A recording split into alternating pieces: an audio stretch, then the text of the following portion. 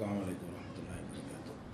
கண்ணியத்திற்குரிய எல்லாம் வல்ல அல்லாஹு ஜல்ல ஷானஹு தஆலாவின் நல்லடியார்களே, மனக்குழப்பத்திற்கு இஸ்லாத்தின் மகத்தான தீர்வு என்ற இந்த தொடரிலே 4ஆம் நாளில் நாமெல்லாம் அமர்ந்திருக்கிறோம்.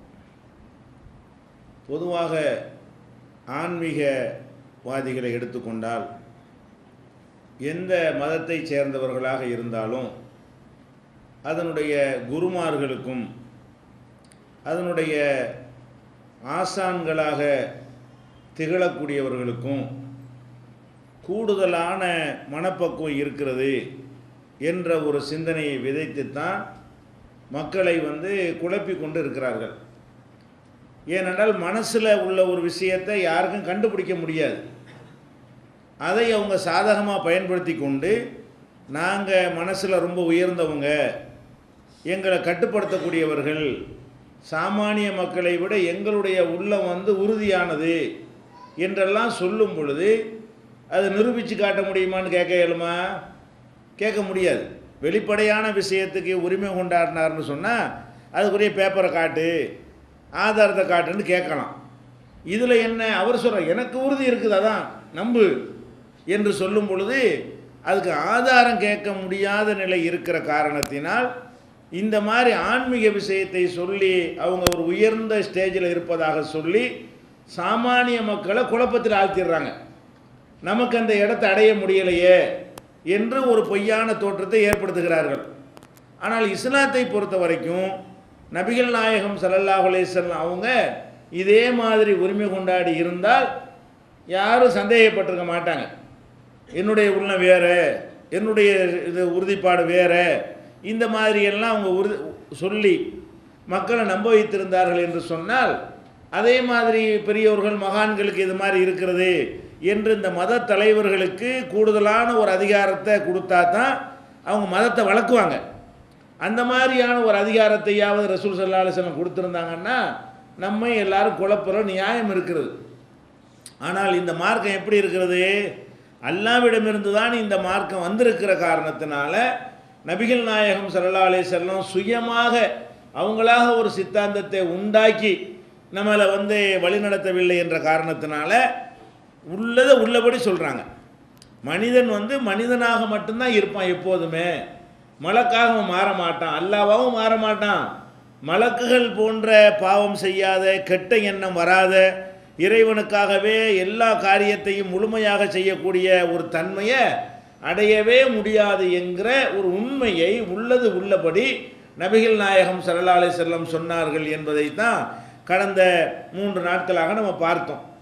அதனுடைய ஒரு பகுதியாக அவங்களுடைய தொழுகை போன்ற வணக்கங்களில் கூட நம்மளை எந்த மாதிரி நடத்துகிறாங்க, மனித தன்மைக்கு அப்பாற்பட்டு போக நீங்கள் முயற்சிக்காதீங்க, அது நடக்காது என்று சொன்னதற்குரிய சான்றுகளை எல்லாம் நேற்றைய தினம் பார்த்தோம். அதனுடைய தொடர்ச்சியாக இன்னும் சில ஆதாரங்களை, ஏதோ 2-3 ஹதீஸ் இருக்குன்னு நினச்சி கொள்ளக்கூடாது.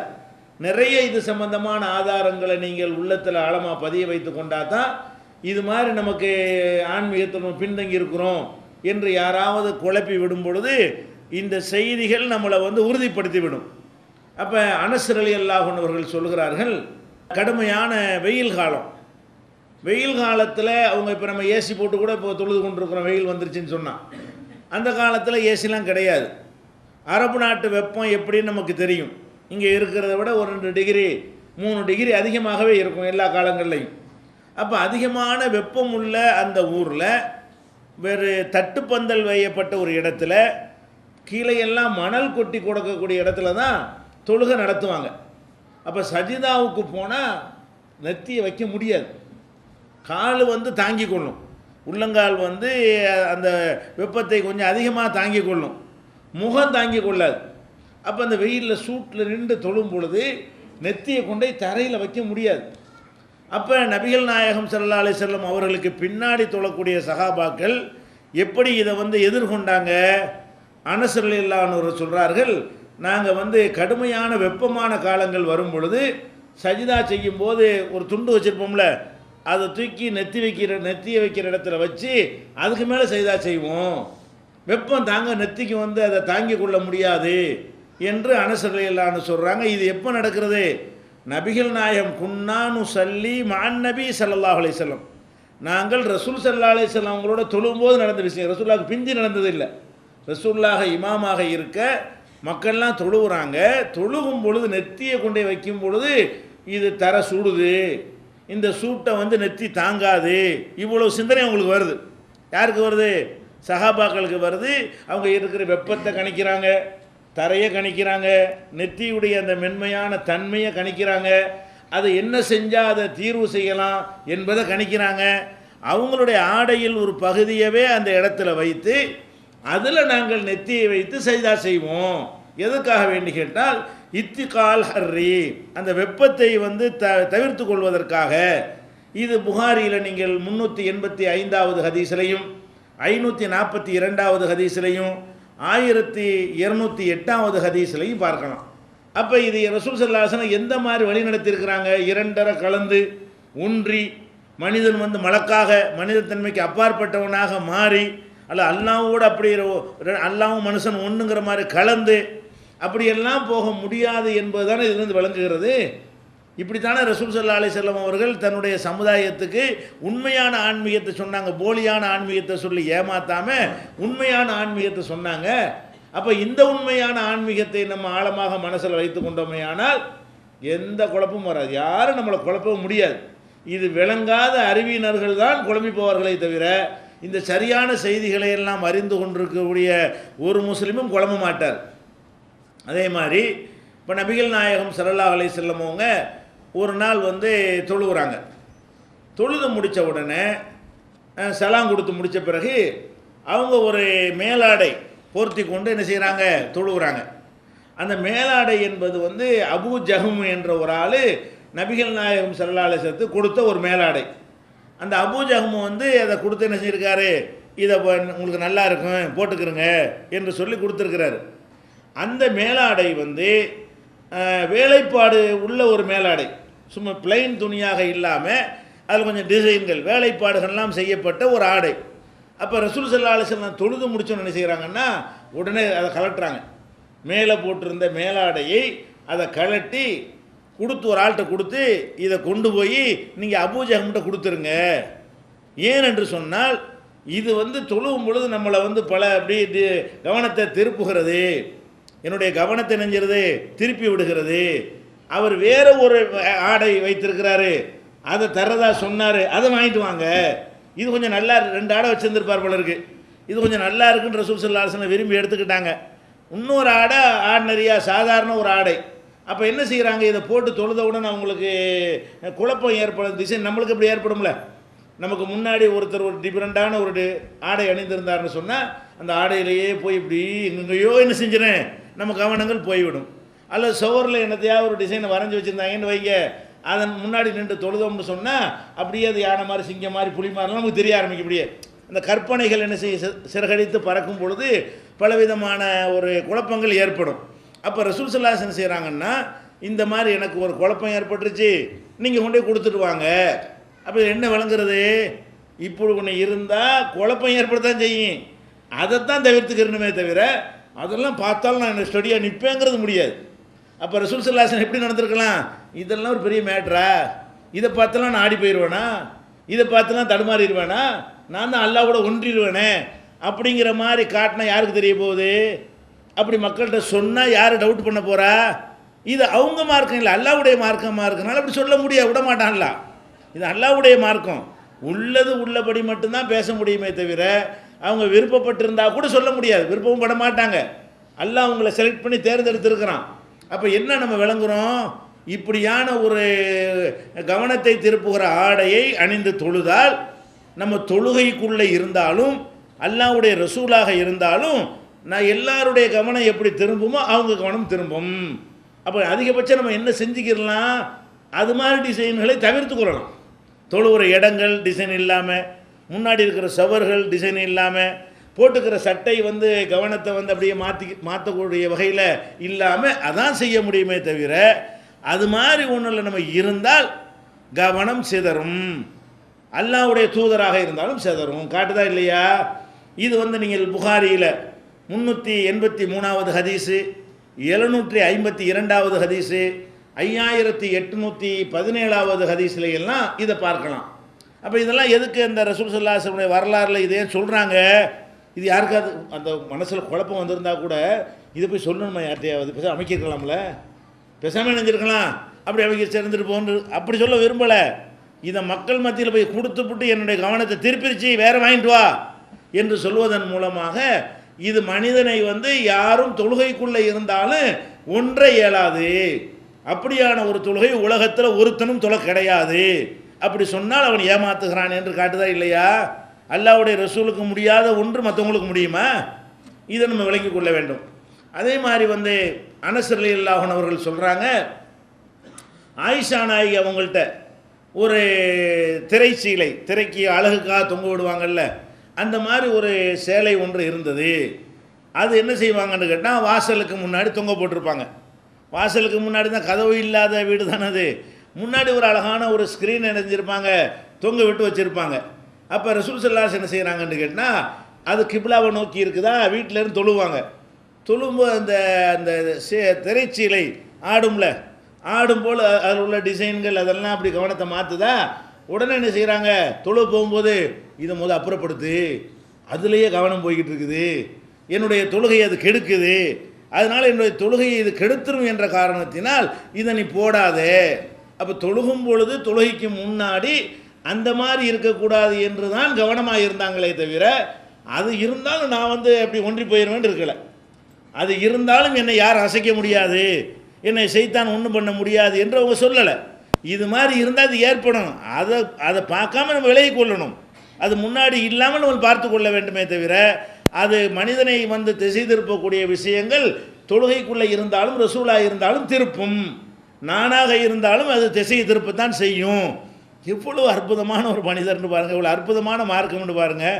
யாரையும் ஏமாற்றாமல், ஃப்ராடு பண்ணாமல், தன்னை கூடுதலாக ஒசத்தி கொள்ளாமல், என்ன அல்லாஹ் அவங்களுக்கு தரஜா கொடுத்தானோ அதை மட்டும்தான் சொல்லி கொண்டார்களே தவிர, அவங்களாக தன்னை இல்லாதெல்லாம் பில்டப் கொடுத்து செய்வாங்க இல்லையா, அந்த மாதிரி எல்லாம் செய்யக்கூடியவராக யாரை பார்க்க முடியலை?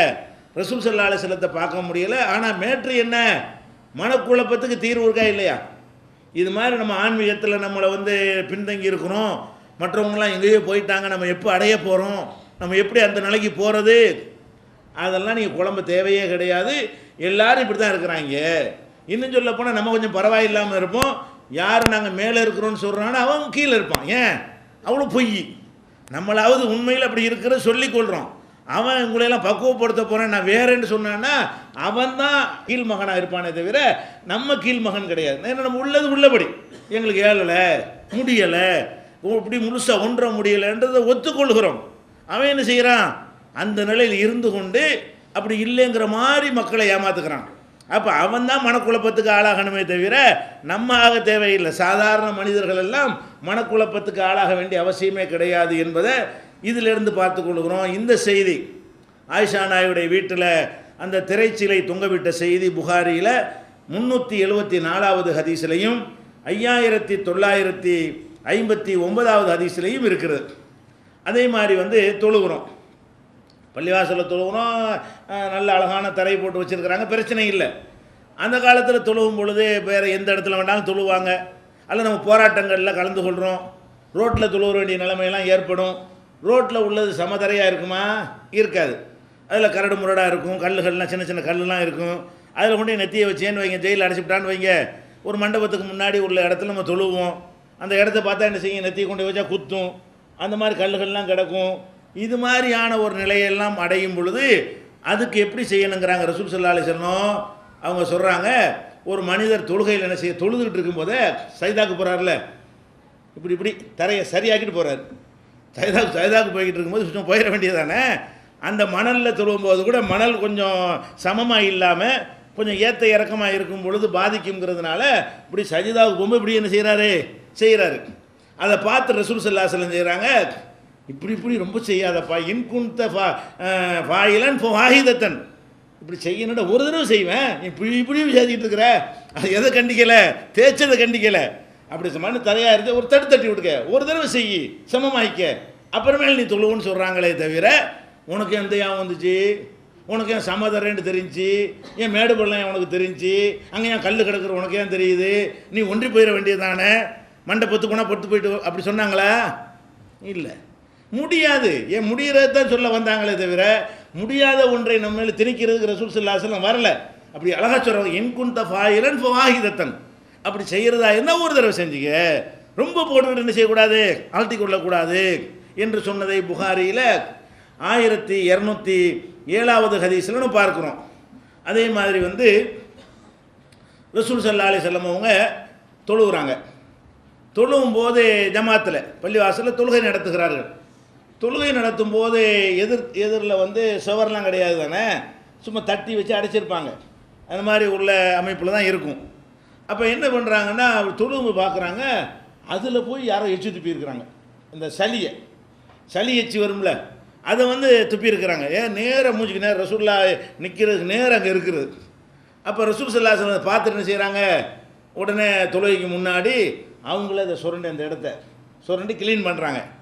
க்ளீன் பண்ணிட்டு என்ன செய்கிறாங்கன்னு கேட்டால் மக்களுக்கு சொல்கிறாங்க, இன்ன அகதக்கும் இதா காமபி சலாத்திகி, உங்களில் யாராவது தொழுகையில் நிற்கிறதாக இருந்தால் இன்னஹு யுனாஜி ரப்பஹு, அவர் வந்து அல்லாஹ்விடத்தில் உரையாடுகிறார். அவர் என்ன செய்கிறார், அல்லாஹ்ட்ட உரையாடுகிறார். அதனால ஃபலா எபுசுக்கன்ன அகதுக்கும் கிபலத்திஹி, தொழுதுகிட்டு இருக்கும்போது கிப்லா திசையில் எச்சி துப்பாத. தொழுதுகிட்டு இருக்கும்போது தான், சும்மா நீங்கள் துப்பலாம். ரோட்டில் போயிட்டு என்ன செய்யலாம், கிப்லா பக்கம் வந்து எச்சி துப்புறது தப்பு கிடையாது. தொழுகையில் இருக்கும்போது மண்ணு தர தானே, தூணு துப்பி விட்ருவாங்க. முன்னாடி இருப்பாங்க, வாயில் சளி வந்துடும், எச்சி வந்துடும், அவ்வளோ சப்பையும் கடந்துட்டு ஓட முடியாது.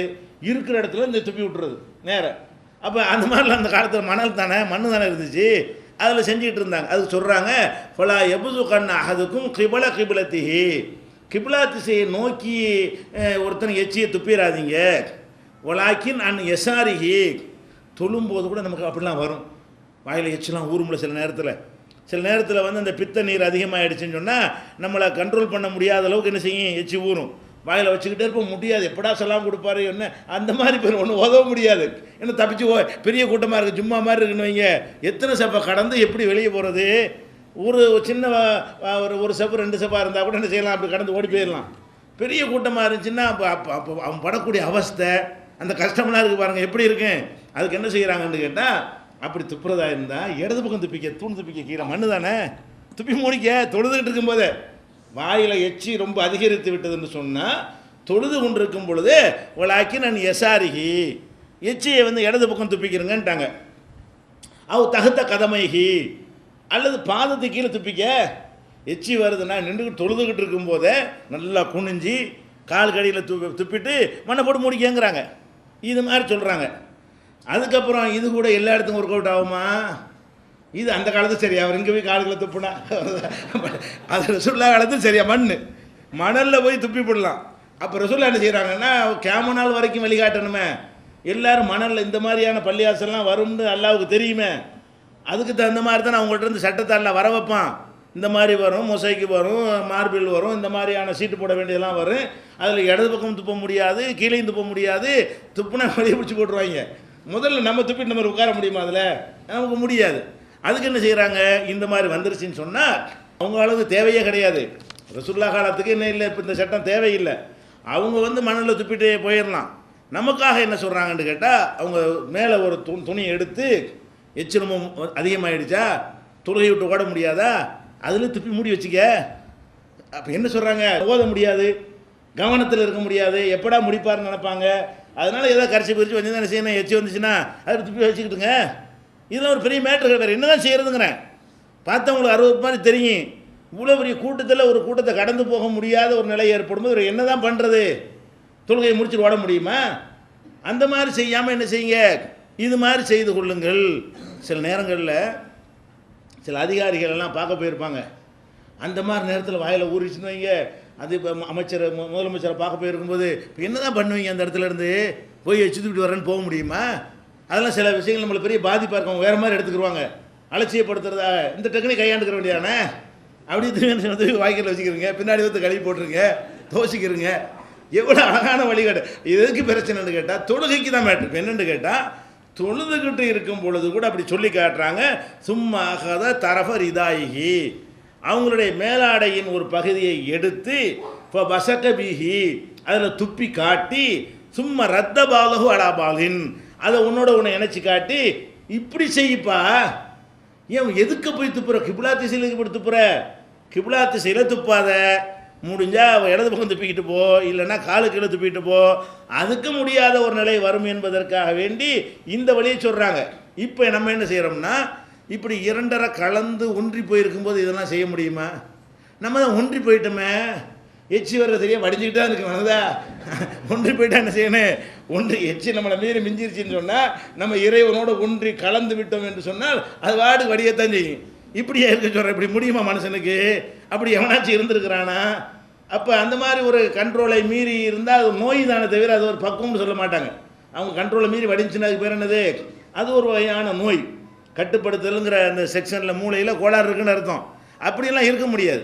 அதுக்கு தான் அதுக்கும் வழிகாட்டுறாங்க. இது வந்து நீங்கள் புகாரியில் 405வது ஹதீஸ்லையும் 417வது ஹதீஸ்லையும் பார்க்கலாம். அப்போ இதில் எதுக்கு இதெல்லாம் சொல்கிறோம்னு கேட்டால், அதாவது மனசில் வந்து எது சாத்தியமோ, மார்க்கத்தில் எது சாத்தியமோ அதைத்தான் நபிகள் நாயகம் ஸல்லல்லாஹு அலைஹி வஸல்லம் அவர்கள் நமக்கு சொல்லி தந்திருக்கிறார்கள். அதுபோக இப்போ நம்ம தொழுகிறோம்.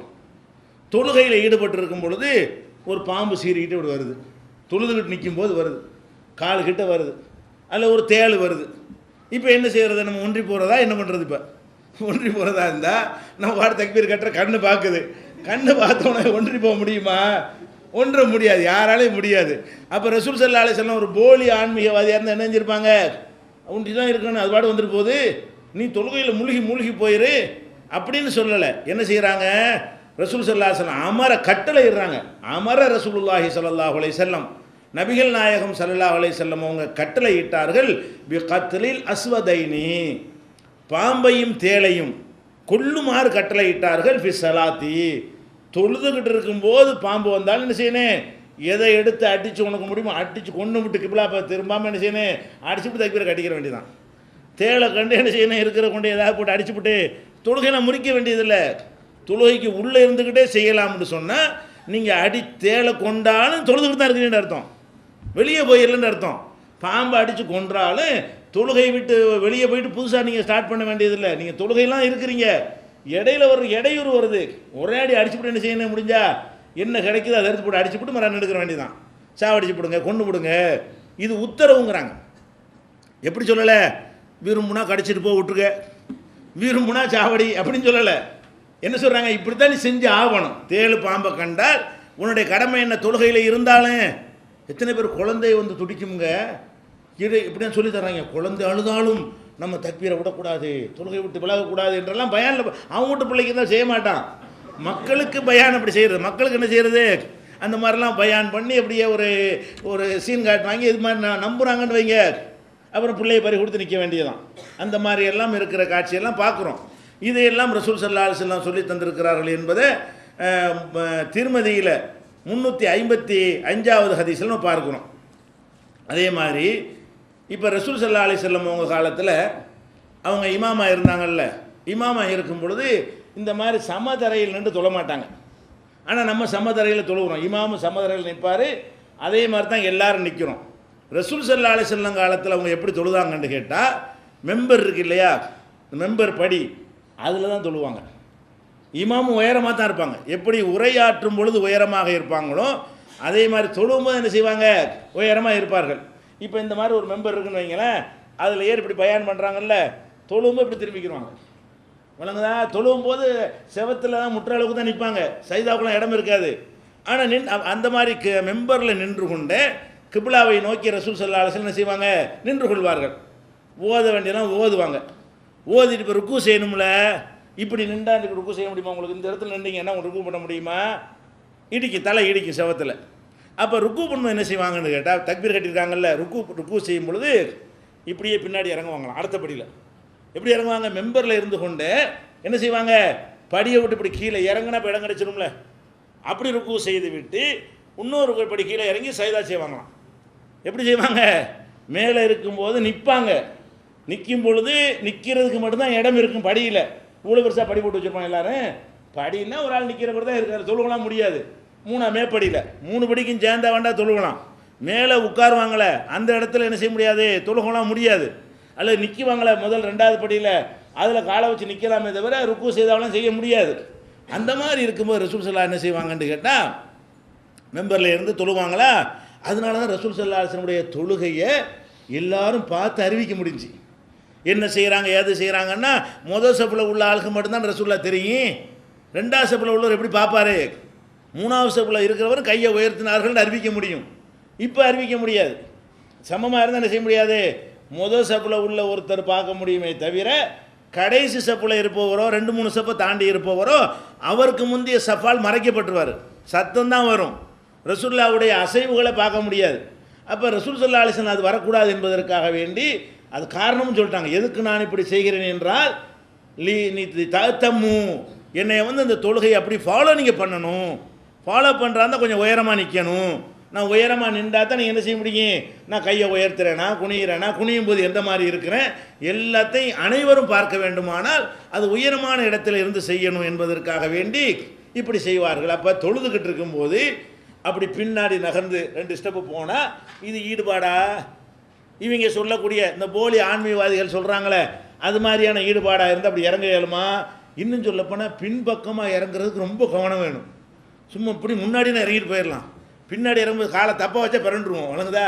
அப்போ எப்படி வைக்கணும், ரொம்ப கவனமாக அந்த இடத்துல இப்படி இருக்குது பார்த்து அப்படி கரெக்டாக வச்சா தான் அது ஒரு காலுக்கு அடுத்து ஒரு கால் வைக்கணும், 2 காலம் சேர்த்தலாம் வைக்க முடியாது, குதிக்கவும் முடியாது, முன்னாடி தான் குதிச்சுட்டு போயிடலாம். அப்போ எவ்வளவு கவனங்கள் அந்த இடத்துல செதறுது. இறைவனோட ஒன்றி போகிறது என்கிற தன்மையை விட்டு நம்முடைய கவனம் எந்த அளவுக்கு செதறி போகும், அவ்வளவு செதறினாலும் அது அவங்கள பாதிக்கலை. இது ஏன் இப்படி தான் இருக்க முடியும்? நான் தொழுகையை கற்றுத்தர்றதுக்கு உயரமான இடத்துல இருந்து கற்றுத்தருவதாக இருந்தால் இந்த முறையில் தான் செய்ய முடியும் என்று ரசூல் ஸல்லல்லாஹு அலைஹி வஸல்லம் சொன்னார்கள் என்கிற விஷயத்தை இன்னும் சொல்லப்போனால் ஹாதா ஷானுஹு, இப்படி தொழுவது தான் அவங்களுடைய வளமையாக இருந்தது. தொழுகை அவங்க நடத்துகிற விதமே நம்ம ரசூலுல்லாஹ் சப்புல தொழுதாங்கன்னு எப்படி யாபத்துக்கு வரேன், இப்படி தான் யாபத்துக்கு வரும். இப்போ நம்ம எப்படி எந்த முறையில் பார்க்குறோமோ அது நினைவுக்கு வரும். அல்லாஹ்வுடைய ரசூலுடைய தொழுகை முறை அந்த மாதிரி இருக்கல.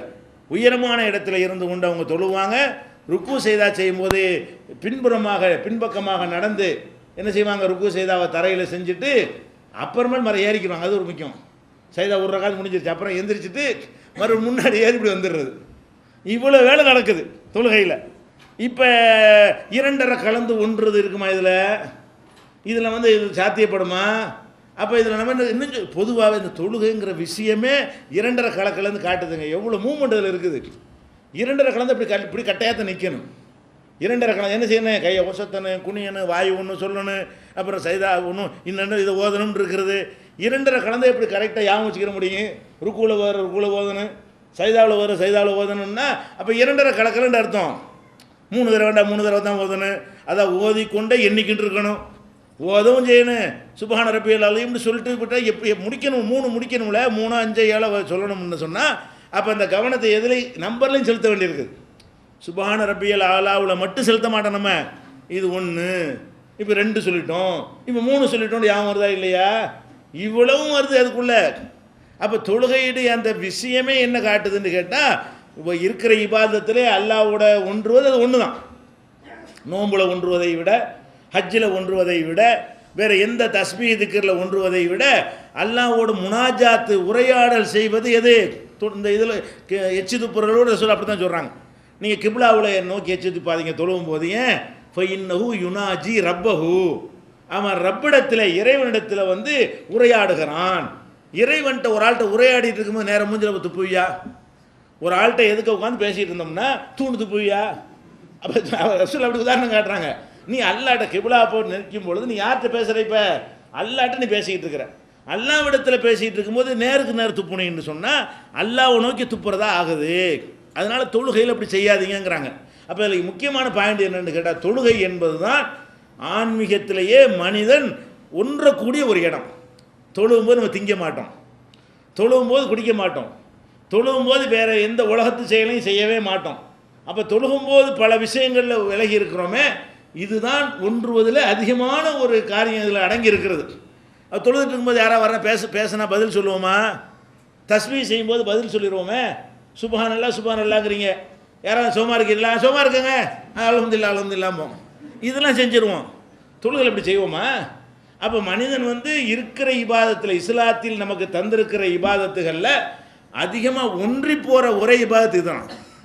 அந்த ஒரு இபாதத்திலேயே அது கிடையாதுங்கிறாங்க. ஒரு இபாதத்திலேயே நீங்கள் நினைக்கிற மாதிரி இவங்க பொய் சொல்கிற மாதிரி ஒன்றுவது என்பது நடக்காது. தொழுகையில் இல்லைன்னா வேற எங்கே ஒன்றுவதுங்கிறேன். அல்லாட்ட முனாஜாத்து பண்ணும்போது நேருக்கு நேர் அல்லாட்ட ரகசியமாக உரையாடல் செய்யும் பொழுது ஒரு மனிதனுக்கு ஒன்றுவது இவ்வளவுதான் முடியும் என்றால், தொழுகைக்கு வெளியில் உள்ளதில் என்ன அளவுக்கு ஒன்ற முடியும்? இதை நம்ம வந்து என்ன செய்யணும், சிந்திச்சு பார்க்க வேண்டும். ரசூல் ஸல்லல்லாஹு அலைஹி வஸல்லம் தொழுதுகிட்டு இருக்கிறாங்க. தொழுதுகிட்டு இருக்கும்போது என்ன செய்கிறாங்கன்னு கேட்டால், சில ஆட்கள் வேகமாக ஓடி வர்றாங்க. ரசூல் ஸல்லல்லாஹு அலைஹி வஸல்லம் தொழுதுகிட்டு இருக்கிறாங்க.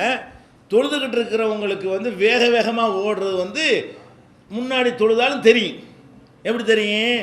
அந்த சலசலப்பு தெரியும். ஒரு சத்தம் கேட்கும், ஒரு மாதிரி இறைச்சல்லாம் கேட்கும். அப்போ ரசூல் ஸல்லல்லாஹு அலைஹி வஸல்லம் ஓதிக்கிட்டு இருக்கும் பொழுது அவங்களுக்கு எது தெரியுது? இந்த ஆளுக்கு வேகமாக ஓடி வர்றாங்க ருக்குவில் சேர்றதுக்காக வேண்டி. ருக்குவில் சேர்ந்தால் தான் ரக்காத்து கிடைக்கும். கொஞ்சம் லேட் ஆகிடுச்சுன்னா ரக்காத்து போயிருமேங்கிறதுக்காக வேண்டி அங்கே ரசூலுல்லாஹ் தொழுகை நடத்திக்கிட்டு இருக்கும்போது வேகமாக வர்றாங்க. வேகமாக வரும் பொழுது காலடி ஓசையை வைத்து அவங்களுக்குள்ள அந்த அசைவுகள் வைத்து முன்னாடி இருக்கிறவங்க என்னமோ நடக்குதுங்கிறது தெரிஞ்சிடும். கண்ணை மூடிட்டு இருந்தால் கூட ஒரு சலசலப்பு இருந்தால் நமக்கு தெரியுதா இல்லையா? இதில் ஒரு சலசலப்பு ஏற்படுது. அப்போ இதை வந்து கவனித்து முடித்துட்டு தொழுது முடிச்சோன்னு என்ன செய்கிறாங்க, ஏன்ப்பா என்னப்பா விஷயம், ஏன் இப்படி ஓடி ஓடி வர்றீங்க, சலாம் கொடுத்து முடித்தோன்னு கேட்குறாங்க. அப்போ அவங்க என்ன செய்கிறாங்க, இஸ்தாஜல்னா இல சலாத், தொழுகைக்கு தானே வேகமாக வந்தோம், வேகமாக வேறு எங்கே போயிட்டோம் அப்படின்னு சஹாபாக்கள் என்ன பதில் சொல்கிறாங்க, என்னப்பா சலசலப்புன்னு கேட்டால், தொழுகைக்கு வேகமாக வந்தோம், சீக்கிரம் வந்து அவங்க ஜமாத்தில் சேர்ந்துக்கிறலாம்ல, ருக்கு செய்தா எல்லாம் கிடைக்கும்ல, அதுக்காகத்தான் வந்தோம் அப்படிங்கிறாங்க. அப்போ ரசூல் ஸல்லல்லாஹு அலைஹி வஸல்லம் சொல்கிறாங்க, ஃபலா தஃபாலு, அப்படி செய்யாதீங்க. இதா அத்தைத்துமு சலாத்த, தொழுகைக்கு நீங்கள் வந்தால் அலைக்கும் பி சக்கீனா, நிதானமாக தான் வரணும். கிடைச்சதில் சேர்ந்துக்கிறங்க, விட்டதை பிந்தி எந்த தொழுவுங்க. அதுக்கு ஏன் ஓடி வர்றீங்க? ருக்கு போனால் போயிட்டு போதுங்கிறேன். ரசூலுல்லாஹ் சொல்கிறாங்க, சைதா போனால் போயிட்டு போகுது. எது கிடைக்குதோ இமாம்கிட்ட வந்து நீங்கள் சேரும் பொழுது அத்தையாத்தான் கிடைக்கும்னா அது கிடைச்சிட்டு போகுது. அப்போ தொழுதுட்டு இந்த மாதிரி காலத்தில் தொழுதுட்டு ஓடி வந்தான்னு வைங்க, தொழுகைக்காக வேண்டி வலிக்கு விழுந்துருவான் மொசைக்கிலாம். ஆள் 10 பேர் 15 பேர் ஓடி வந்தானே என்ன ஆகும்? அதெல்லாம் கவனிக்கிறேன். அதெல்லாம் எவ்வளோ அழகான மார்க்கன்னு பாருங்கள். அந்த காலத்தில் ஓடி வர்றதுனால ஒரு பாதிப்பும் வராது. இந்த காலத்தில் நம்ம பள்ளிவாசலில் வீடுகளை விட வலுவலுன்னு போட்டிருக்கோம் தரைகள்லாம். அந்த மாதிரி போட்டிருக்கிற இடத்துல ஓடி வந்தான்னு சொன்னால் வழுக்குனாண்டா அவ்வளோதான் முடிஞ்சு போச்சு, மண்ணு தெரிச்சு போயிடும். அப்போ அந்த மாதிரிலாம் வரக்கூடாதுங்கிறதுக்கா என்ன சொல்கிறாங்க, தொழுகை நடந்து கொண்டு இருந்தால் ஒழு செய்து விட்டு நிதானமாக ஒரு காரியத்தை செய்வதற்கு எப்படி நிதானமாக போவோமோ அது மாதிரி வரணும். இமாம் எதில் இருக்கிறாரோ அதுக்கு ருக்கு போனால் போயிட்டு போகிறாரு, சைதாவில் போய் சேர்ந்துக்கிறோம், விட்டதை பிந்தி தொழுதுக்குருவோம் என்று ரசூல் ஸல்லல்லாஹு அலைஹி வஸல்லம் அவங்க வழிகாட்டுறாங்க. வழிகாட்டு என்ன செய்கிறாங்க, பொமா அதற்கு தும்ப சல்லு, கிடைச்சதில் சேர்ந்துக்கிறங்க, பொமா ஃபாத்தக்கும் ஃபாத்திமு, எது விட்டுருச்சோ எந்திரிச்சு தொழுவுங்க, இல்லை எதுக்கு போட்டு அழட்டிக்கிறீங்க என்று சொல்கிறாங்க. அது மேட்ரு இல்லை. இப்போ அதுக்காக இதை சொல்லலை. தொழுதுகிட்டு இருக்கிறவங்களுக்கு இது ஏன் கேட்கணும்? ரசூல் ஸல்லல்லாஹு அலைஹி வஸல்லம் தொழுதுகிட்டு இருக்கிறாங்க. அப்படி ஒன்றி போய் இருந்தால் யார் ஓடி வந்தா என்னவா இருந்தா என்ன, முதல் காதில் விழுவும். அதெல்லாம் இப்படி 2 கலந்து அப்படியே இறைவனோடு ஒன்றாயிட்டாங்க. அது மாதிரியான ஒரு ஸ்டேஜ் மார்க்கத்தில் இருக்குமே. ஆனால் அவங்க ஏன் இதை கவனித்தாங்க, சலாம் கொடுத்துருங்க இதை சொன்னாங்க, என்னத்துக்கு வேகமாக ஓடி வந்தியேன்னு கேட்டால் அதுக்கு காது கொடுத்தாங்கன்னு தானே அர்த்தம், கவனத்தை கொடுத்தாங்கன்னு தானே அர்த்தம். ஒன்றில் கவனத்தை கொடுத்தா இன்னொன்றில் கவனம் குறையத்தானே செய்யும். இதுக்கு கவனம் கொடுத்தா அல்லாஹ்வுடைய கவனம் குறையுமா இல்லையா? அதெல்லாம் கொடுக்காமல் இருக்க இயலாது. தொழுதுகிட்டு இருக்கும்போது இடி இடித்தா அவங்க காதில் விளங்காதா? தொழுதுகிட்டு இருக்குதுங்க, இடி இடித்தா காதில் விழுமா விழுவாதா? அப்புறம் என்ன பேசுகிறீங்க? அதானே இயற்கை. அந்த மாதிரி விஷயந்தான். அப்போ அந்த மாதிரியான ஒரு அடிப்படையில் தான் நீங்கள் நடக்கணும் என்று ரசூல் ஸல்லல்லாஹு அலைஹி வஸல்லம் சொன்னது புகாரியில் 635வது ஹதீஸில் நீங்கள் பார்க்கலாம். இதே மாதிரி வந்து நபிகள் நாயகம் ஸல்லல்லாஹு அலைஹி வஸல்லம் அவங்களுடைய தொழுகையை பற்றி சஹாபாக்கள்கிட்ட தாபியீன்கள் கேட்குறாங்க. இது ரசூலுல்லாஹ் காலத்துக்கு பிந்தி. ரசூல் ஸல்லல்லாஹு அலைஹி வஸல்லம் காலத்துக்கு பின்னாடி சஹாபாக்களுக்கு அடுத்த தலைமுறையில் உள்ள ஒருத்தர் வந்து அபூ மாமர் என்பவர் கேட்குறாரு. யார்கிட்ட? ஹப்பாபுங்கிட்ட கேட்குறாரு. ஹப்பாபுங்கிறவர் ஒரு சஹாபி. அவர்கிட்ட கேட்குறாரு, ரசூல் ஸல்லல்லாஹு அலைஹி வஸல்லம் அவங்க யக்ரவு ஃபில் லுஹரி வல் அஸ்ரி, லுஹர் அசரில் ஏதாவது ஓதுவாங்களா? ஏன் அப்படி கேட்குறாங்க? லுஹர் அசரில் சும்மா நிற்கிறோம்.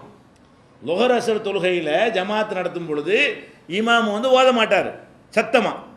சத்தமாக ஓத மாட்டார். அவர் மௌனமாக அல்லாஹ் அக்பர் தான் சத்தமாக சொல்லுவார். ருக்குவுக்கு சத்தமாக போவார். ருக்குவிலேருந்து சத்தமாக எந்திரிப்பார். அல்ஹம்து சூரா ஓதுறாரு, அவர் வந்து சத்தம் போட்டால் ஓதுறாரு, ஓத மாட்டேங்கிறாரு. அப்போ இதை பார்க்குறாங்க. ஏன்னா புதுசு தானே, இப்போ நமக்கு எல்லாம் தெரிஞ்சு போச்சு, ரகசியமாக ஓதிக்கலாம்னு சொல்லி. அந்த காலத்தில் அப்போ தான் புதுசு, இப்போ தான் இஸ்லாத்தை அறிந்து கொள்கிறாங்க. இப்போ தொழுகிற முறையை கேட்குறாங்க. 3 தொழுகையில் ஓதுறது விளங்குது. ஃபஜ்ரில் இமாம் சத்தம் போட்டு ஓதுறாரு, மகரிபில் இமாம் சத்தமாக ஓதுறாரு, இஷாவில் இமாம் 2 ரகாத்தில் சத்தமாக ஓதுறாரு. லொஹர் அசரில் சும்மா நிற்கிறாரு. அப்போ சும்மா தான் நிற்கணுமா எதுவும் ஓதணுமான்னு இவர் டவுட்டு. இமாம் சும்மா நிற்கிறார்ல, சும்மா தான் போய் நின்றுக்கிட்டு இருக்கணுமா, எதையாவது ஓதணுமா, ரசூலுல்லாஹ் ஓதி இருக்கிறாங்களா அப்படின்னு சொல்லி ஹப்பாப்கிட்ட வந்து கேட்குறாங்க. எப்படி அக்கான ரசூலுல்லாஹி ஸல்லல்லாஹு அலைஹி வஸல்லம் யக்ரவு ஃபில் லுஹரி வல் அஸ்ரி, லொஹர் தொழுகையிலையும் அசர் தொழுகையிலையும் ரசூல் ஸல்லல்லாஹு அலைஹி வஸல்லம் ஏதாவது ஓதுவாங்களா அப்படின்னு கேட்குறாரு. அப்போ ஹப்பாபு சொல்கிறார், ஆமாம் ஓதுவாங்க அப்படிங்கிறாரு. அவர் விட மாட்டேங்கிறாரு. அது எப்படி உங்களுக்கு தெரியும்? சத்தமாக ஓத மாட்டாங்கல்ல, சத்தமாக ஓதனத்தில் தெரியும். ரசூல்லா சும்மா நிற்கிறாங்க, முதுவை தான் பார்க்குறீங்க. முதுவை பார்த்துக்கிட்டு இருக்கும்போது ரசூல்லா ஓதுவாங்களான்னு கேட்டால் தெரியாதுன்னு சொல்லணும். இவர் என்ன செய்கிறாரு, ஆமாண்டோன்னு அவர் பிடிச்சிக்கிறாரு. யார்? அந்த தாபி, அது அபு மாமர் என்பவர் பிடிச்சிட்டு கேட்குறாரு, அது எப்படி நீங்கள் அறிந்து கொள்வீர்கள், பிம குந்தும் தாரிஃபன் அப்படி கேட்குறாரு. அது எப்படி உங்களுக்கு தெரியும், ரசூல்லா ஓதுனாங்களா இல்லையா என்பது உங்களுக்கு எப்படி தெரியும்? அப்போ அவர் சொல்கிறாரு, அவங்களுடைய தாடை அசைவை கொண்டு நாங்கள் அறிந்து கொள்வோம். ரசூல்லா முன்னாடி நிற்பாங்க, தாடை அசைவை கொண்டு அறிந்து கொள்வோம். தாடை அசைவு உண்டா எப்படி? ரசூல்லாவுக்கு நேர் பின்னாடி ஒருத்தர் இருக்காருன்னு வைங்க, அவருக்கு தாடை பார்க்க இயலாது. கரெக்டாக முதுகு தான் தெரியும், கரெக்டாக பெடரி தான் தெரியும். எது தெரியாது? தாடை தெரியாது. தாடை வந்து சைடுக்கு தான் தெரியும். யாருக்கு தெரியும்? ரசூல்லா அங்கே நின்றாங்கன்னா இங்கே இருக்கிற ஆளுக்கும் இங்கே நிற்கிற ஆளுக்கும் தெரியும், நேருக்கு நேரம் நிற்கிற ஆளுக்கு தெரியாது. அப்போ இந்த சஹாபாக்கள் என்ன பண்ணுறாங்க, தொழுவும் போது இப்படி கடக்கன்னு இப்படி பார்க்குறாங்க. அதான் அர்த்தம். அப்போ தான் தெரிஞ்சிருக்கு. இப்படி பார்க்குறேன், சும்மா நிற்கிறாங்களே ரசூல்லான்னு சொல்லி தக்பீர் கட்டிட்டு இப்படி பார்க்குறாங்க. பார்த்தா வாய் அசையுது. வாய் அசைகிறது தெரியுதா இல்லையா? சைட்லேருந்து பார்த்தோம்னு சொன்னால் சும்மா வாய் அசைமெண்ட்டு சாப்பிட்டாருங்க அப்படின்னா ஓதத்தானே செய்கிறாங்க. அப்படி வாய் அசைஞ்சா சாப்பிட்றாங்கன்னு விளங்குவாங்க, இதை வச்சு ஓதுறாங்கன்னு விளங்க முடியும் தானே. அவர் சொல்கிறார், எப்படி நாங்கள் விளங்கி கொள்வோம் என்றால் அவங்களுடைய தாடை அசைவு நாங்கள் பார்ப்போம். அப்படின்னா கடைக்கண் பார்வை பார்க்கலாம், விளங்குதுல. தொழுகையில் இருக்கும் பொழுது தேவைப்படுச்சுன்னு சொன்னால் இவரையும் அதை போய் பார்க்குறாரு. இல்லை ஈஸியான நான் சலாம் கொடுத்து முடித்தவொடனே எதுவும் ஓதணுமான்னு கேட்டுடலாமே. ரசூல்லா தொழுது முடித்த பிறகு சும்மா நிற்கிறீங்களே, ஏதாவது ஓதணுமா, என்ன ஓதுனீங்களான்னா ஆமான்ட்டு போகிறாங்க, இல்லைன்ட்டு போகிறாங்க. இவர் என்ன செய்கிறாரு, அதுலேயும் நாங்கள் தெரிஞ்சுக்கிறோங்கிறாரு. அதுவும் உயரமாக வேறு நிற்கிறாங்களா, எங்கேருந்து பார்த்தாலும் தெரியுமா இல்லையா? அப்போ உயரமாக இருந்து அப்படி தொழக்கூடிய நேரத்தில் நபிகள் நாயகம் ஸல்லல்லாஹு அலைஹி வஸல்லம் அவர்கள் ஓதுவார்கள். லொஹர் தொழுகையிலையும் அசர் தொழுகையிலையும் சத்தமாக ஓத மாட்டாங்களே தவிர வாய்க்குள்ளே என்ன செய்வாங்க, ஓதுவாங்க. இந்த தாடை அசைவில் எங்களுக்கு தெரியும் அப்படின்னு சொன்ன ஒரு செய்தி புகாரியில் 746, 760, 761, 777 ஆகிய ஹதீஸுகளில் பார்க்குறோம். அப்போ இதில் என்ன விளங்குதுன்னா, ஒரு ரசூலுல்லாவை பின்பற்றி தொழக்கூடிய நேரத்தில் சஹாபாக்கள் இப்படி நடந்திருக்கிறாங்க. அது ஒரு தவறான ஒரு மேஜர் மிஸ்டேக்காக இருக்குமே, ஆனால் அல்லாட்டிருந்து வஹி வந்திருக்கும், உனக்கு பின்னாடி ஆளுக்கு சரியாக துழுவலை, இப்படி கடைக்கண்ணில் பார்க்குறாங்க என்று அல்லாஹ் நினைஞ்சிருப்பான், அறிவித்து கொடுத்துரும். இதே வழக்கமாக நடந்துக்கிட்டு இருக்கிறது. அப்போ அதை வந்து நீ அது தடுக்காமல் இருந்ததிலிருந்து நமக்கு என்ன விளங்குது, இது ஒரு மேட்ரு இல்லை. இப்படி சைடாத்துக்கு இவ்வளோப்பட்டும் திரும்பாமல் இப்படி கண்ணை இப்படி போகிறவனும் தப்பு கிடையாது. இப்படி கடத்தளவு அதெல்லாம் பெரிய பாவமாக நினைப்பாங்க. தொழுவிட்டு இருக்கும்போது இப்படி போச்சுன்னு வைங்களா, கண்ணுவோம் அப்படிலாம் கிடையாதுங்கிற மார்க்கத்தில். அப்படி லேசாக போனால் என்ன இல்லை, தப்பு இல்லை. சஹாபாக்கள் ரசூலுல்லாஹ்க்கு பின்னாடி ஒன்று செஞ்சுருந்தா அது தப்புன்னு சொல்ல எவனுக்கு அதிகாரம் இருக்குது? அல்லாஹ்வுடைய ரசூலை பின்பற்றி தொழுகிறாங்க. சஹாபாக்கள் இபாதத்து எல்லாத்துலேயும் கூடுனவங்க, நம்மளை விட எல்லா வகையிலையும் மேம்பட்ட நிலையில் இருந்தவங்க. அவங்க ஒன்றை செய்து அது ரசூல் ஸல்லல்லாஹு அலைஹி வஸல்லம் தடுக்காமல் இருந்திருக்கிறாங்கன்னா அதை போய் இன்னொருத்தன் தடுக்க முடியுமா? அது யாரோ குற்றம்னு சொல்கிறதுக்கு யாருக்கு அதிகாரம் வருமா? அப்படி வழங்கி கொள்ள வேண்டும் இந்த விஷயத்தை. அடுத்து என்னென்னு கேட்டால், ரசூல் ஸல்லல்லாஹு அலைஹி வஸல்லம் அவங்களுக்கு பின்னாடி ஃபஜ்ர் தொழுகை நடக்குது. எதுக்கு இந்த தொழுகை விஷயத்தை சொல்கிறனால விளங்கிக்கிறேன். எதுக்காக இந்த தொழுகை மேற்றையாக சொல்கிறோம்னு கேட்டால், மனிதன் வந்து முழுசாக இறைவனை ஒன்ற இடம்ங்கிறது இந்த தொழுகை என்று தான் நம்ம நினைக்கிறோம்.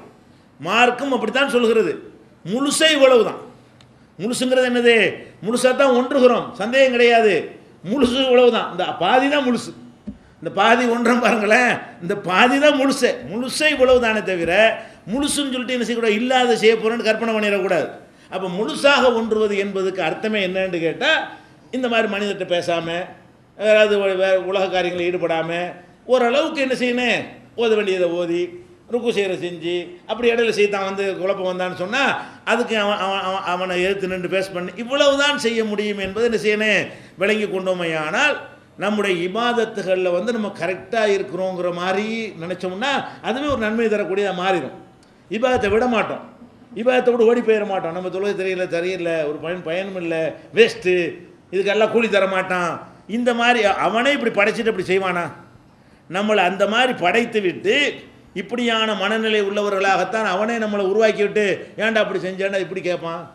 அல்லாஹ் வந்து எவ்வளோ பெரிய ஹக்கீம், எவ்வளோ பெரிய கருணையாளன். அவன் நம்மளை ஒரு டைப்பாக படைச்சிப்புட்டு அதில் நமக்கு எந்த சம்மந்தம் இல்லாமல் இருக்க மாட்ட கேள்வியை கேட்பான். இடிச்சா காதில் உழுவுற மாதிரி நம்மளை அவன் தானே படைச்சிருக்கிறான். தொழுகையில் இருந்தாலும் உழுவுற மாதிரி தானே படைச்சிருக்கிறான்.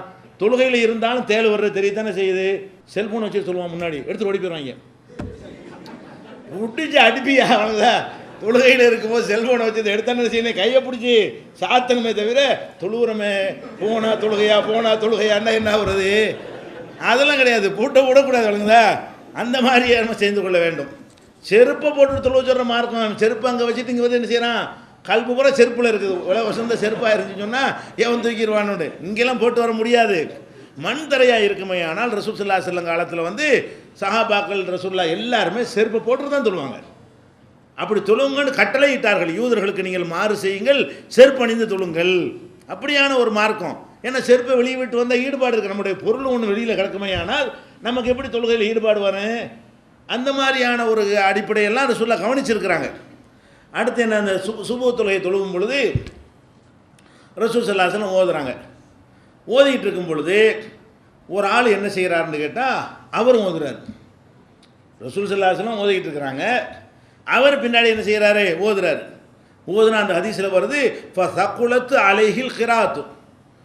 ஓதுறது அவங்களுக்கு பயங்கர சிரமமாக இருக்குது, முடியாது தானே. நம்ம ஒன்று ஓதிக்கிட்டு இருக்கிறோம், இன்னொருத்தர் கத்துனாருன்னு வைங்க, நமக்கு வராது. மனப்பாடம் பண்ணியிருந்தால் கூட கரெக்டாக கோர்வையாக வராது. பார்த்து ஓதுனாலும் வராது. ரசூலுல்லாஹ்வுக்கு பார்த்து ஓத தெரியாது, எழுத படிக்க தெரியாது. தொழுகைக்குள்ளே போட்டு பார்த்து ஓதுற கான்செப்ட் வராது. அப்போ தொழுகையில் ரசூல் ஸல்லல்லாஹு அலைஹி வஸல்லம் ஓதிக்கிட்டு இருக்கும் பொழுது ஒரு ஆள் அவர் பின்னாடியும் ஓதுறாருன்னு சொன்னால் அடுத்த வசனம் நமக்கு வராது. ஏன், அந்த காதும் வாயும் சேர்ந்து கவனத்தில் இருக்கணும். நம்ம ஓதுற நம்ம கேட்கணும், முதல்ல வழங்கிக்கணும். நம்ம ஓதுறோம்னு சொன்னால் வாய் பாட்டுக்கு ஓதட்டும், காது பாட்டு கேட்கட்டும் இருக்க முடியுமா யாருக்காச்சும்? ஏன்னா ஓதுறது வாய் தான், காது கேட்குது.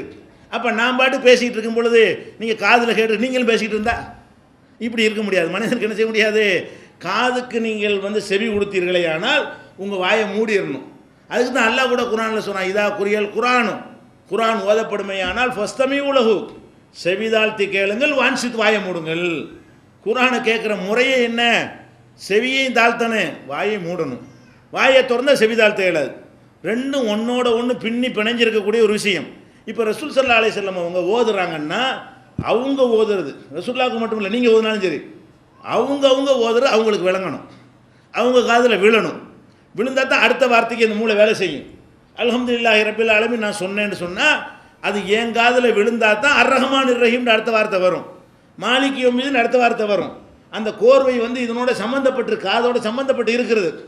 அப்போ ரசூல் ஸல்லல்லாஹு அலைஹி வஸல்லம் ஓதி கொண்டிருக்கும் பொழுது அவரும் ஒருத்தர் ஓதுனவுன சக்குலத்து அலைஹில் கிராத்து, ஓதுறது அவங்களுக்கு பெரும் சிரமமாகிவிட்டது, கஷ்டமாயிடுச்சு, முடியல. அடுத்த வசனம் என்ன சொல்கிறதுன்னு தடுமாறுறாங்க. ஏன்னா இவர் கத்துறதுனால, இவர் விளங்காமல் கத்துறாரு, புதுசாக வந்த ஆளுக்கு தானே, அப்போ தானே தொழுகை முறைலாம் கற்றுக்குறாங்க. தொழுது முடித்தவொடனே அல்லக்கும் தக்கரவுன ஹல்ஃப இமாமிக்கும், ஏப்பா இமாமுக்கு பின்னாடி நீங்கள் ஓதிக்கிட்டு இருந்தீங்களா? நான் இமாம் தொழுகிறேன்ல, நான் தானே ஓதுறேன், நீங்கள் ஓதுனீங்களாண்ட உடனே எல்லாரும் ஓதுற ஒருத்தர் ஓதுனாரு, ஹாதா நம்ம அல்லா ஒருத்தர் இந்த ஆட்டம் ஓதுனாரு, ஒரு ஆளை காட்டி கொடுக்குறாங்க. சஹாபாக்கள் என்ன செய்கிறாங்க, நாங்கள் ஓதணும்னு சொல்லாமல் ஹாதா நாம் இவர் தான் ஓதுனாருன்னு ஒரு ஆளை காட்டுறாங்க. அப்போ ரசூல் ஸல்லல்லாஹு அலைஹி சொல்கிறாங்க, இது மாதிரி செய்யாதீங்க, இந்த மாதிரி நான் ஓதுமைன்னு செய்யாதீங்க, நீங்களும் ஓதாதீங்க என்று ரசூல் ஸல்லல்லாஹு அலைஹி வஸல்லம் அவர்கள் அதை தடுக்கிறாங்க. இமாம் ஓதும்போது என்ன செய்யணும், நீங்கள் கேட்கத்தான் வேணுமே தவிர நீங்கள் ஓதக்கூடாதுன்னு. இது எதுக்காக சொல்கிறோம், ஒன்றி போய் இருந்தால் யார் ஓதுனா எனக்கு என்ன, நான் பாட்டு ஓதிட்டு இருக்க வேண்டியது தானே, யார் ஓதுனா அதையே என் காதில் விடுவது, நான் தான் இறைவனோட உரையாடி கொண்டிருக்கிறேனே. 2.5 கலந்துருக்கிறேனே, அடுத்தவன் ஓதுறதும் என் காதுலையும் உழு அப்படி இருக்க முடிஞ்சா? அவங்களுக்கு சிரமமாக இருக்கிறது, ஓதுவதற்கு சிரமப்படுறாங்க, கஷ்டப்படுறாங்க. அப்போ இந்த மாதிரி தான் மனிதன் இருக்க முடியும் என்பதை இந்த ஹதீஸிலிருந்து நம்ம என்ன செய்கிறோம், தெரிந்து கொள்கிறோம். அதே மாதிரி நபிகள் நாயகம் ஸல்லல்லாஹு அலைஹி வஸல்லம் அவர்கள் அவங்களுடைய வீடு சின்ன வீடு. அவங்க பெரிய அரண்மனை மாதிரி மாளிகையில் வசிக்க கிடையாது. ஒரு 10க்கு 10 கூட இல்லாத ஒரு சிறிய குடிசையில் தான் என்ன செஞ்சாங்க, அவங்க வாழ்ந்தாங்க. அதில் அவங்க தொழுவாங்க, இரவில் எழுந்து தொழுவாங்க. ஆயிஷா நாயுடைய வீடு. தொழுகிறதா இருந்தால் ஒரு ஆள் தொழுதாங்கன்னா ஒரு ஆளுக்கு படுக்க முடியாது, அவ்வளோ சின்ன இடம். அப்போ ஆயிஷா நாய் என்ன செய்வாங்கன்னா குறுக்க படுத்து கிடப்பாங்களா. இப்போ ரசூல் ஸல்லல்லாஹு அலைஹி வஸல்லம் தொழுகும் பொழுது ரசூல்லா இப்படி தொழுகிறாங்க, ஆயிஷா நாய் இப்படி படுத்துருப்பாங்க. டீ மாதிரி, டீ எழுத்து மாதிரி வச்சுக்கிறீங்களேன், இங்கிலீஷ் டீ இப்படி இருக்கும்ல, இப்படி படுத்து கிடந்தா இப்படி தொழுகிறோம். இப்படி தொழுதமையானால் இடம் சின்ன இடம். அப்போ ரசூல்லா சஜிதா செய்கிறதா இருந்தால் எதில் செய்யணும்? இப்போ ஆயிஷா நாய் காலில் தான் செய்யணும். இப்படி ஆயிஷா நாய் இப்படி வீட்டில் படுத்து கிடக்குறாங்க, ரசூல்லா எழுந்து இப்படி தொழுகிறாங்க. தொழுகும் பொழுது நெத்தியை கொண்டே வைக்கும் பொழுது எங்கே வைக்கணும்? ஆயிஷா நாய் காலில் தான் கொண்டே வைக்கணும். அப்போ அந்த மாதிரியான ஒரு நிலை வரும்போது என்ன செய்வாங்கன்னா தொழுவாங்க. வீட்டிலையே இடம் சின்னதாக இருந்தாலும் பரவாயில்லன்னு தொழுவாங்க. தொழுதுட்டு இருக்கும்போது சஜிதாவுக்கு போவாங்க இல்லையா, சஜிதாவுக்கு வரும்போது என்ன செய்வாங்கன்னா விரல்னால ஆயிஷா நாயுடைய காலில் ஒரு குத்துவாங்க. தொழுதுட்டு இருக்கும்போது உடனே ஆயிஷா நாய் என்ன செய்வாங்க, காலை மடக்கிடுவாங்க. காலை டக்குன்னு என்ன செய்வாங்க, மடக்கி கொள்வார்கள். சஜிதா செஞ்சு முடித்தவொடனே எந்திரிச்சவொடனே மறுபடியும் கால் நீட்டி கொள்வார்கள். ஏன்னா அடுத்த செய்தா வருது 1 மணி நேரம் ஆகும். நம்ம மாதிரி கோழி கொத்துற செய்தா கிடையாது. ரசூல் ஸல்லல்லாஹு எந்திரிச்சாங்கன்னு சொன்னால் அது ஒரு 1/2 மணி நேரம் குட்டி தூக்கமாக போட்டு போடுவான். இரவு தொழுகையில், ஜமாத் தொழுகையில் தான் நீட்ட மாட்டார்கள். இரவு தொழுகையில் தனியாக தொழும்போது என்ன செய்வாங்க, ரொம்ப நேரம் நிற்பாங்க, ரொம்ப நேரம் சைதா செய்வாங்க, ரொம்ப நேரம் ருக்கு செய்வாங்க. ஜமாத்தை நடத்தல் நீட்டக்கூடாது உத்தரவு போட்டாங்க. ஜமாத் தொழுதீர்களேயானால் உங்களுக்கு பின்னாடி நோயாளி இருப்பார்கள், பலவீனர்கள் இருப்பார்கள், வேலை வெட்டிக்கு போகக்கூடியவர்கள் இருப்பார்கள். அதுக்கு தகுந்த மாதிரி ஷார்ட்டாக தொழுகை நடத்துங்க. நீங்கள் உங்களுக்கு தனியாக தொழுது கொண்டீர்களேயானால் உங்களுக்கு எவ்வளவு இயலுமோ அவ்வளோ நீட்டிக் கொள்ளுங்கள்ன்றாங்க. அப்போ அந்த மாதிரி ரசூல் ஸல்லல்லாஹு அலைஹி வஸல்லம் நடத்தியிருக்கும் பொழுது ஆயிஷா நாய் சொல்கிறாங்க, நான் அப்படி சொல்கிறாங்க, ஜனாசாவை போல குறுக்க படுத்து கிடப்பேங்கிறாங்க. ரசூல் ஸல்லல்லாஹு அலைஹி வஸல்லம் ஆயிஷா நாய் சொல்கிறாங்க, கையாத்திராலில் ஜனாசா, ரசூல் ஸல்லல்லாஹு அலைஹி வஸல்லம் வீட்டில் தொழுவும் பொழுது ஜனாசா மாதிரி நான் குறுக்க கிடப்பேன். சைதா செய்ய வரும் பொழுது விரலினால் காலில் குத்துவார்கள், உடனே காலை நான் மடக்கி கொள்வேன், அந்த இடத்துல சைதா செய்வாங்க. அது கூட ஒருத்தர் கேட்குறாரு, அதையும் விரல்னால குத்தணும், வரும்போது மடக்கிற வேண்டியதானே, சைதா செய்வர உங்களுக்கு தெரியாதா? ருக்கு செஞ்சு சைதாவுக்கு வரும்பொழுது என்ன செய்ய வேண்டியது, நீங்களா மடைக்கிற வேண்டியதானு கேட்கும் பொழுது ஒல்புயூத்து இதன் லைசபிஹா மிஸ்பாகுன், அந்த காலத்தில் எங்கள் வீட்டில் விளக்கு கிடையாது, இன்னும் லைட்டாக போட்டு வச்சுருந்துச்சு. அந்த காலத்தில் அன்னைக்கு இருந்த ரசூலுல்லாஹ்வுடைய வறுமை எந்த அளவுக்கு இருந்தது என்றால் வீட்டுக்கு விளக்கு இல்லை. விளக்கு இல்லாதனால வெளிச்சம் இல்லைங்கும் போது இருட்டில் வேறு எப்படி நம்ம அதை செய்தியை பாஸ் பண்ணுறது? இருட்டாக இருக்கிறது, சைதா செய்ய போகிறோம், தரையில் தான் செய்யணும், ஒரு ஆள் காலில் போய் செய்ய முடியாது, ஆனால் காலை நீட்டிகிட்டு இருக்கிறாங்க. அப்போ எப்படி மெசேஜ் பாஸ் பண்ணுறது? விரல்னால் குத்தின உடனே காலை மடக்கிடுவாங்க. அப்படின்னா பாருங்கள் என்ன விளங்குது, இதில் இவ்வளோ விஷயங்கள் கவன சிதறல் ஏற்படுது. தொழுகிறாங்க, தொழும்போது ஆயிஷா நாய் படுத்து கிடக்குறாங்கங்கிற யாவும் வருது, நம்ம நெத்தியை கொண்டு நிலத்தில் வைக்க முடியாதுன்னு யாவும் வருது, விரல்னால் குத்துணுட்டு யாவும் வருது. அந்த விரலால் தொட்ட உடனே இவங்க மடக்கணும் மெசேஜ் வேறு அதில் இருக்குது. ஏறக்குறைய பேசுகிற மாதிரி வாய் திறந்து காலை மடக்குன்னு சொல்லலையே தவிர இந்த விரலால் குத்துவதனுடைய மீனிங் என்ன, எதுக்காண்டு இதை குத்துறாங்க? காலை மடக்குறியா இல்லையா, அதான் அதுக்கு அர்த்தம். அப்போ விரலால் குத்தும்போது காலை மடக்கு, நான் சைதா செய்ய போகிறேன் என்று ஒரு செய்தி கூட பாஸ் பண்ணப்படுது. ஒரு தொழுகையில் இருந்து கொண்டு ஒரு செய்தி என்ன செய்கிறாங்க, ஆனால் வாய் திறந்து பேசக்கூடாதுன்னு தடை இருக்குது, அதை தான் கடைப்பிடிச்சாங்களே தவிர இந்த விஷயத்தை அவங்க செஞ்சாங்க.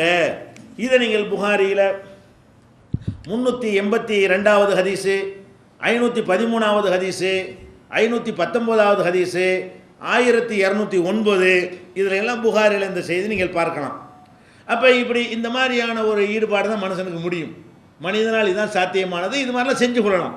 இந்த மாதிரி சில விஷயங்கள் என்ன செய்யலாம், எதிர்க்க உள்ளவர்கள் நமக்கு டிஸ்டர்பாக இருந்தார்கள்னா அப்படி தள்ளி விட்டுக்கிறலாம். லேசாக முன்னாடி கொஞ்சம் போப்பாண்டு முட்டுறாத மாதிரி இருக்காருன்னு வைங்க, ஒருத்தர் நிற்கிறாரு, நம்ம சைதாஜன இடம் பத்தலை, கையை விட்டு தள்ளி விடுங்க, முன்னாடியே தப்பாது, இது நம்ம சைதா செய்யணுமா இல்லையா?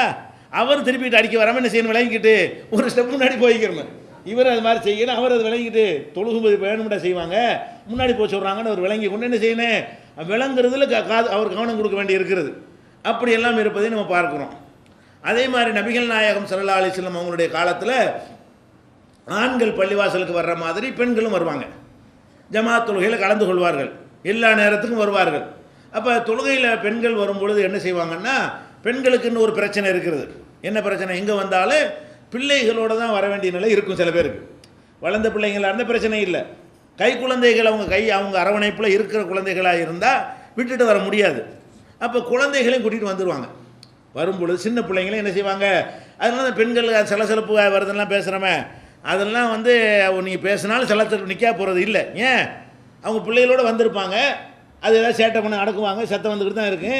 நீங்கள் என்னத்தை பையான அறிவிப்பு செஞ்சாலும் என்ன செய்யாதது, நீங்கள் அறிவிப்பு செய்ய வேண்டியதான், கடமைக்கு செஞ்சுக்கிற வேண்டியதுதான்.